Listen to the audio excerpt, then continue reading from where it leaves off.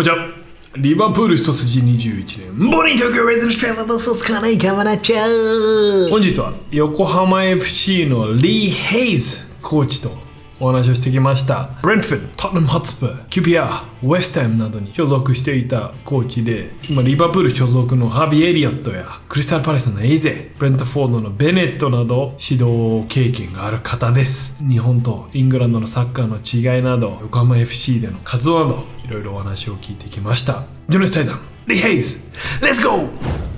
Just casual chat. No pressure. No worries. No. Yes, nice to meet you. Let's do this. Nice to meet you, mate. A lot of Japanese people's impression of English football is physical, long balls, fast pace. Now, like you look at English football, and there seems to be youngsters who are like consistently coming through. Bellingham, or Harvey Elliott. There's just so much talent coming through. Yeah, there's a lot of talent. And I was wondering what was behind this. Since the EPPP, so it's like a elite program that's come in for the past, I think, 10 years now. Oh yeah, that's the elite program. Yeah, you develop more staff, so you bring more staff. You know, educating the coaches, so coaches have to be at a certain level in terms of their badges. A license, pro license, UEFA B. So that increases more coaches. Well, technically, if you increase more coaches and the coaches are good, you can have better players. That's my theory. I see. And I think that's their theory as well. And then also, so you've got a performance clock, so it tracks how many players, how much hours players are putting in, and what are they doing within them hours. So you know, is it game based? Is it session based? You know, how many games did players play over the year? And it's all on a system. Wow. For example, at QPR, when I was coaching the players, every player has their individual learning plan. What do they need to improve on? Where did they start from? What are the steps you're going to do to get there? So like sessions, if you're older, you'll have precision sessions as well. You know, if you're a striker, you're going to do a lot of shooting, doing movement and stuff like that. And so since that's come in, you know, we've developed a lot of players, and you know, a lot of clubs got a philosophy now. You know, a style of play. Head of coaching would be in charge of all the coaches. That's it. Yeah, and then you have the first team manager, and then sometimes some clubs won't follow what the first team do, because they got the theories that the first team coach will come in for 8 months, and then go. So there's no point following what the first team do. So some academies will have different formations and different styles than the first team, and hopefully build that player up to get ready to go into the first team. Interesting. So there's kind of like a different philosophy. Academy and first team. Yes. Some clubs do follow the first team. It just depends. So now, like each club will have their way of playing and the way they and even the way of coaching. Some clubs will be like, oh, we're game-based coaching. So it would be like we develop players within the game.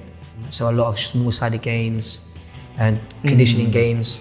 Other clubs will be like, we've got a syllabus, so we follow that. So I don't know, it could be crossing. So we're going to be doing crossing today. And the whole academy do crossing. You're going to do shooting today. It's more structure. Cool, a lot of structure. And this was introduced 10 years ago by FA?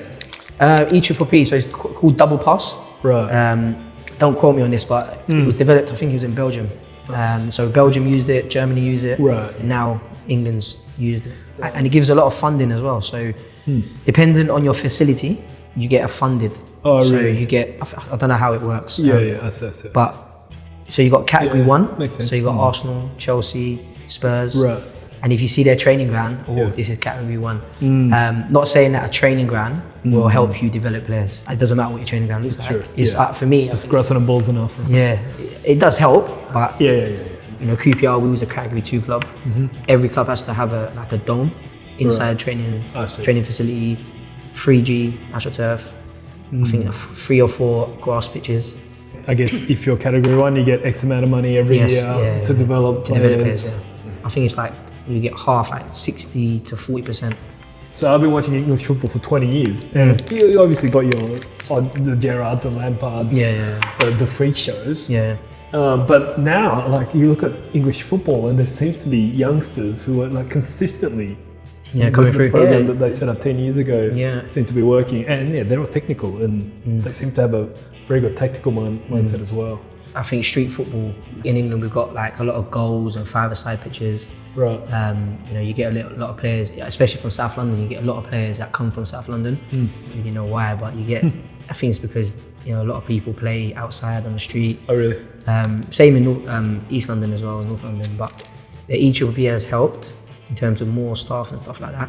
I think England's always had players though. Yeah. We've always had players. I think, you know, you look at Glenn Hoddle, that era, you look at Gascoigne. That's true. Yeah, you always get players, but I think now it's more highlighted. Yeah.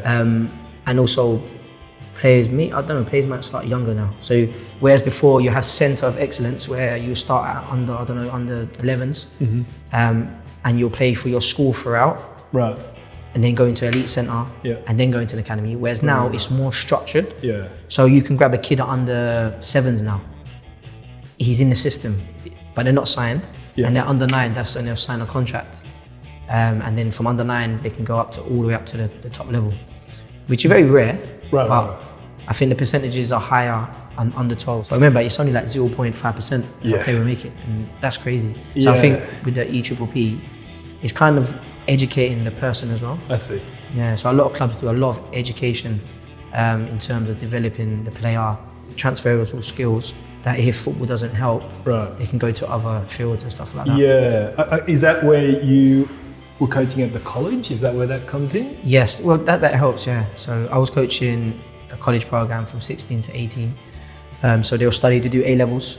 Right. So if they don't break into the football, they can go university, and get a job. So yeah, it'd be nice to know that the system is taking care of them, even if they don't make it. I think there's been some media stuff about.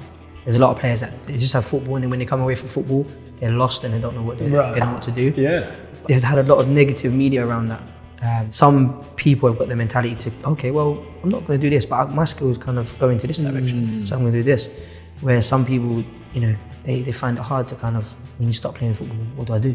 Yeah, absolutely. And I think that's the challenge of English football. Because if you're a parent and you're putting your son through this, and then they want to do this, it's elite sport, isn't it? So, you know what you're going to put yourself through. Right. And they kind of dangle a lot of cash as well, right? And some players do get that. Making it as a football player, there's a lot of variables and factors, isn't it? Right. The environment can make a player. So if you've grown up around football and around good players and parent support, sometimes no parent support can help you. Right. Because you've got to build resilience and stuff like that. Yeah.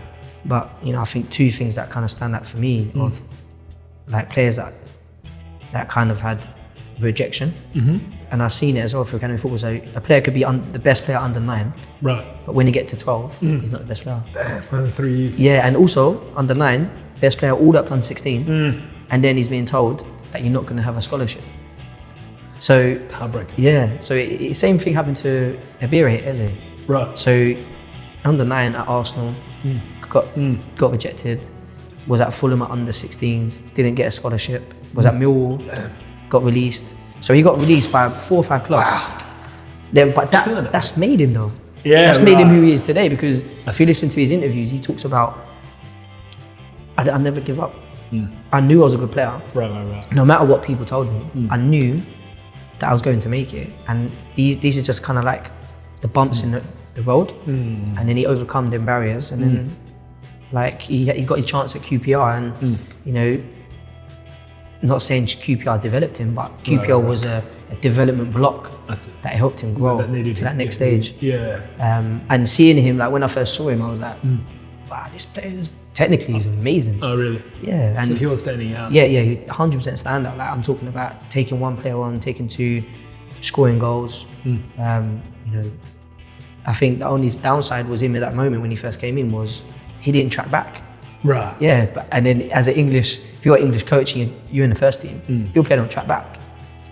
You're not going to be in the first team. So I think that's what kind of understanding that, and that's being at QPR helped him. Right. And then he got into the first team, and then it was, I think, done really well. And you see some players go from under 9 all the way to the top, and then you see some players come in at under 12s, go to the top. You see some players come in under 16, make it. As a coach, you haven't got a crystal ball, so you can't look into the future, but you can see like little character, like character, mentality, inside, not the technique or the physique. Yeah, well, you might see a player, outstanding speed, but he might not have the mentality or the personality to go to the next level. Same with Harvey Elliott. Also when I was a skills coach at QPR, I coached him under 10s, 11s. Okay. And even at that age, you could see, this kid's special. Like technically, right. Passion. Yeah. He didn't like losing. So they're all the right qualities. yeah, definitely. And he scored goals as well. So I only coached him for a little bit, not too long. Right. But you could see he had talent. Out of the many kids that you coached back then, and like, were they real standouts, or were they just one of the 20, 30 kids? So like I said, I've seen kids that under 9s. Oh wow, this kid's amazing. I don't care who you are, you can't say under 9 this kid's gonna make it. It's impossible. Right. Okay, yeah. But for me, what I've seen is that, okay, this kid's good now. Let's see how good he is when he's 13 or 12. Because what happens is you get a lot of players that are good at 9, but they're playing 6v6, 5v5, 8v8 sometimes. Right. But then when the pitch opens up, Yeah. oh, can he actually run now? I see. You know, is he better in bigger spaces? And then some of them technical players get lost, and then they might go into semi-pro or whatever. Right. But then you get some kids that, you know, make it all the way. But what I've seen is I've seen technical players make it. I've seen players that, oh, I didn't see that one. I see. So surprise you. So there's a lot of players that surprise you. So Yeah. what QPR gave me was an understanding of elite environment and, you know, seeing players develop. With part of my role with Yokohama is I coach with the 15s and 14s as an individual coach. Okay. From what you've seen, what's like the biggest difference between a Japanese player and an English player? This is my opinion, and I'm learning it as well. So I think like the grit and the resilience of an English player. Not all English players. Yeah, right. I'm just picking out one. Yeah. Who's probably higher. So when the going gets tough, they keep going. And then with a Japanese player, they're more technical. You know, you get a lot of players here that are low center of gravity. They're better movers in terms of like receiving or you know, bit more free. But again, it's just all depends on different players. But what I've noticed is Japan is more technical, quick passing. Right. They like to play around the box. For me, they need to shoot more. But that's why I'm here. That's what I've been doing. So Yeah, you know. developing shooting. A lot of Japanese national side fans would be like, Agree. Yeah. But- Just don't shoot. But I think since I've been here, I've improved the 14 and 15s players in terms of being direct, because I do a lot of shooting and finishing practices with the individuals. So and I learned that doing that with the pro players. You know, repetition. Yeah. But I think the main difference is physicality as well. I see. You know, English players naturally more strong, more powerful. Right. It's genetically. Yeah. And speed of the game.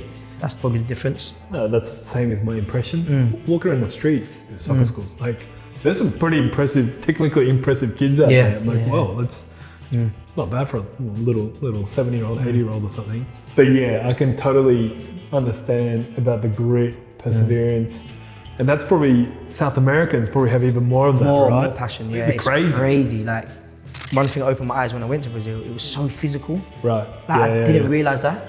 So like I was like, whoa, like this is more physical than England. Like it's not physical, it was just like the passion and the like, I'm gonna get that ball back from you. Yeah. I don't care how I get it, but I'm gonna get the ball back from you.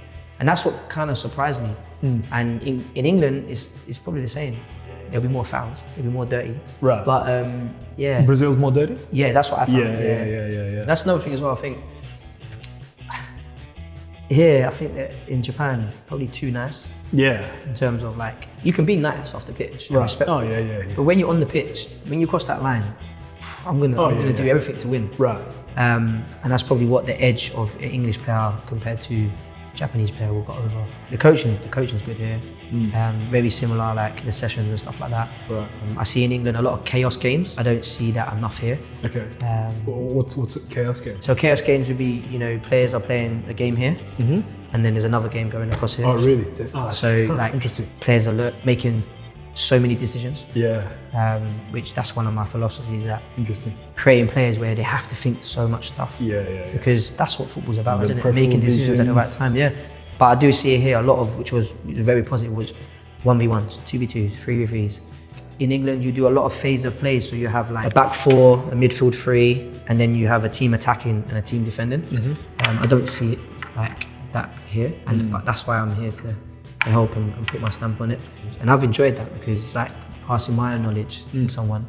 But also, I'm very open-minded. I've got no ego because, you know, in coaching, a lot of coaches have got ego, and that's what gets them, that's what gets someone into the top. Right. But for me, you know, I can learn off of anyone. You know, if someone does a session, oh, I like that session, but I'm gonna do this to that session. I'm gonna turn it this way. Yeah, Oh, yeah, what about this? What about this? So that's, I've been very like open and very creative as a coach. All right, cool, mate. Cool. Nice meeting you. Yeah, nice It's to been meet a you. pleasure. Man, an hour and a half. Yeah, it's been a pleasure. quick. I've Yeah. enjoyed it. It was good. Thanks, mate. No worries. Thank you for your time. Appreciate it.